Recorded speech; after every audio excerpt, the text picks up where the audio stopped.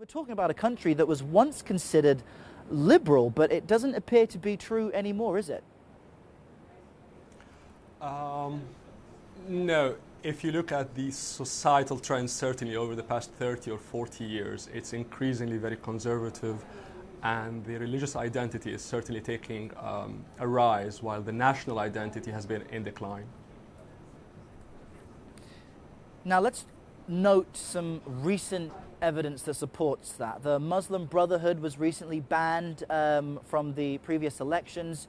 Coptic Christians, they're complaining of not being protected enough by the government. And in fact, Mubarak himself has been accused of implementing a kind of policy of repression. What forces are we seeing at play in Egypt right now? If you look at the political scene in Egypt, there are basically three forces out there. There is the regime, which has obviously the grasp over power.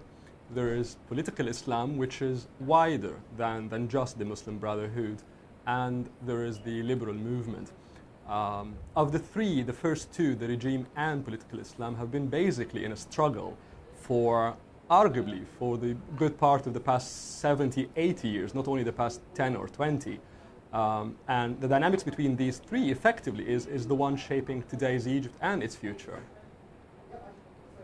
Now, Egypt has always played a key role in helping in the Mideast peace process, negotiating, mediating between Palestinian factions and Israelis. Would you support the argument that Egypt's influence in the region right now is diminished, and how do you think the country could regain its status?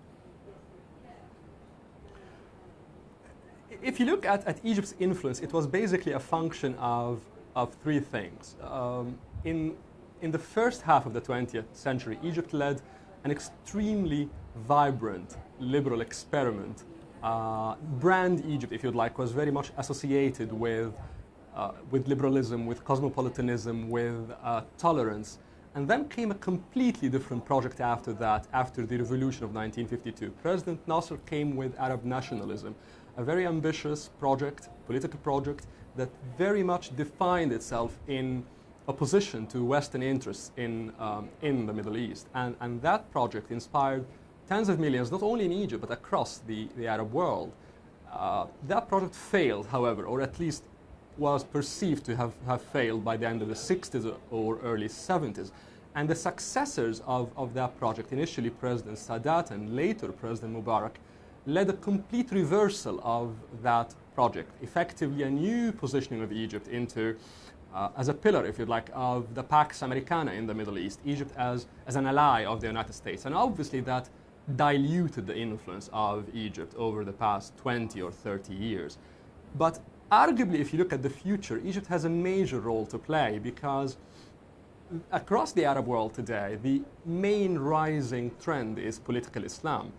And over the past 100 or 150 years, only two political narratives managed to successfully challenge political Islam.